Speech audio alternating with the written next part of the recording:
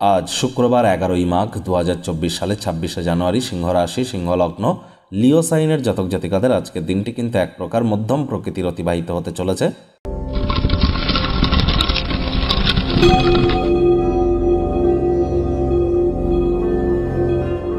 ভিডিওটির শুরুতেই আপনাদের সকলকে রাজযোগ চ্যানেলের তরফ থেকে জানাই হ্যাপি রিপাবলিক ডে, অর্থাৎ 75তম প্রজাতন্ত্র দিবসের হার্দিক শুভেচ্ছা ও অভিনন্দন।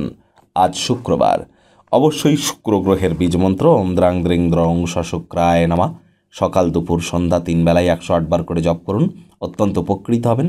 বিশেষ করে যারা প্রেম করে বিবাহ করতে চান, প্রেমে সফলতা চান, বা আপনারা ফেমাস হতে চান, ক্রিয়েটিভ জগতে নাম যশ কামাতে চান, ল্যাভিশ লাইফস্টাইল মেনটেন করতে চান, তাদের জন্য কিন্তু শুক্রের মজবুতি অত্যাবশ্যক। আমাদের অনেকের ভ্রান্ত ধারণা আছে, সঠিকটি হলো যে শুক্র গ্রহেই কিন্তু দেবী লক্ষ্মী এবং কুবের দেবের বসবাস। তাই আজ শুক্রবারের দিনই কিন্তু আমাদের উচিত সন্ধ্যাবেলার সময় লাল রঙের বস্ত্র পরিধান করে লাল রঙের আসনে বসে লক্ষ্মী দেবীর পাঁচালি পড়া নিরামিষ খেয়ে, সেটি কিন্তু আমাদেরকে অত্যন্ত উপকৃত করতে পারে। পরপর 9টা শুক্রবার করে দেখুন, লাইফে ম্যাজিক হবে। ভাগ্য মিটার আজ আপনাদের বলছে 5 আউট অফ 10, ভাগ্য আপনাদের অনুকূলেই থাকবে। দেখুন, কোনো নেতিবাচক বা নেগেটিভ কথাবার্তা বলতে কিন্তু আমাদেরও ভালো লাগে না, তবে গ্রহ নক্ষত্রের হেরফের অনুযায়ী ইন জেনারেল ডেলি প্রেডিকশন আমরা প্রস্তুত করে থাকি। যাদের চন্দ্র রাশি সিংহ, এই গণনা তাদেরই অধিকাংশ ক্ষেত্রে খাটবে। অর্থ সম্পর্কের ক্ষেত্রে আপনাদেরকে অতিরিক্ত সাবধানতা আজ অবলম্বন করে চলতে হবে। আজ কায়িক পরিশ্রম হলেও শরীর মনে সতেজতা এবং তরতাজাই অনুভব করবেন। দীর্ঘদিনের পুরনো রোগশোক থেকেও মুক্তি পাবেন। আত্মীয় স্বজন, কাছের মানুষজন কিন্তু আপনাদের কাছে আবার নতুন করে টাকা পয়সা ধার চাইতে পারে। তাদেরকে টাকা পয়সা ধার দিলে কিন্তু নিজেরাই আর্থিক সংকট অনুভব করবেন। আর এমন ব্যক্তিবর্গদের তো এড়িয়ে চলুন যারা টাকা পয়সা ধার নেয় কিন্তু টাইম ওয়াইজ ফেরত দেয় না। নতুন উদ্যোগ পরিকল্পনার পাশাপাশি নতুন নির্মাণ কার্যকে পিছিয়ে দিন। খুচরো পাইকারি বিক্রেতাদের জন্য দিনটি মোটামুটি ঠিক।